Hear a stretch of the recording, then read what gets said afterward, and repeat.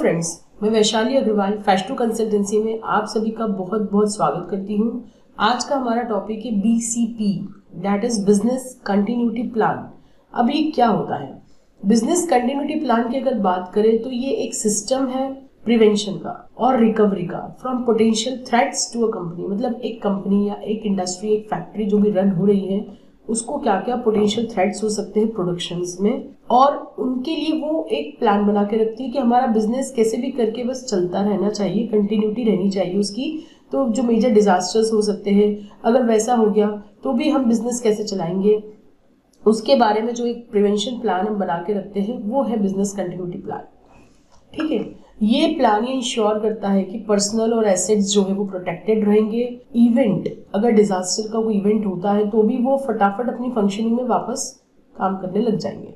Able to function quickly in the event of a disaster, ऐसा वो business continuity plan में mention रहता है।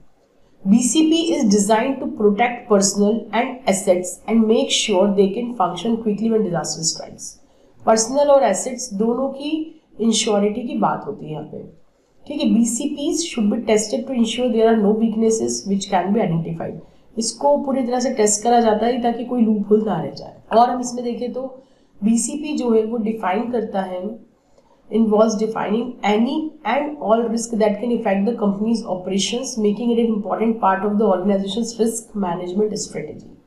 Risk may include natural disasters, fire, flood और weather related issues या events. तो business continuity plan की अगर बात करें तो ये जितनी तरह के रिस्क है वो सब कवर करता है। जो भी कंपनी के ऑपरेशंस है, जो कि ऑर्गेनाइजेशन के रिस्क मैनेजमेंट स्ट्रेटेजी का उसको एक पार्ट बना के उसमें इसको इंक्लूड किया जाता है।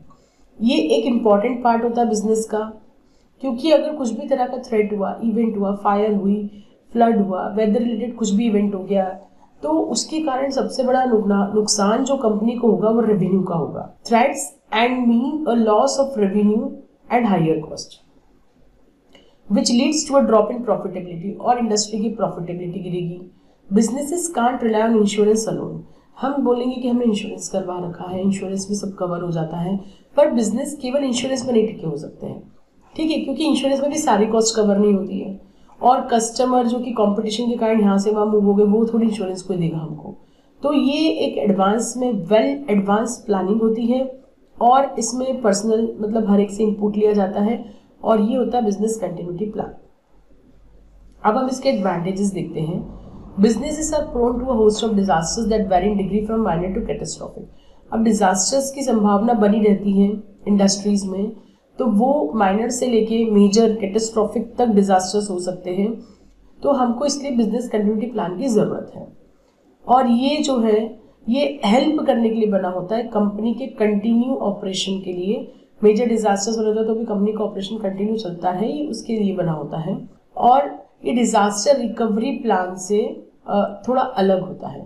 डिजास्टर रिकवरी जैसे हम बोलते हैं, हमारा इमरजेंसी प्रिपेयर्डनेस प्लान तो बना हुआ है, इमरजेंसी प्रिपेयर्डनेस प्लान है। इमरजेंसी प्रिपेयर्डनेस प्लान जो है वो इमरजेंसी में कैसे डील करना है उसके लिए है। ठीक है, इमरजेंसी मैनेजमेंट प्लान को ही आप डिजास्टर रिकवरी प्लान बोल सकते हो, which focuses on the recovery of a company system after a crisis. वो कंपनी कैसे रिकवर होगी उसके बारे में बात करता है। यहाँ पर हम बोल रहे हैं कि हमारा बिजनेस रुकना नहीं चाहिए, ये उसके बारे में बात कर रहा है। तो दोनों में थोड़ा डिफरेंस है। आई होप आपको ये क्लियर हुआ होगा।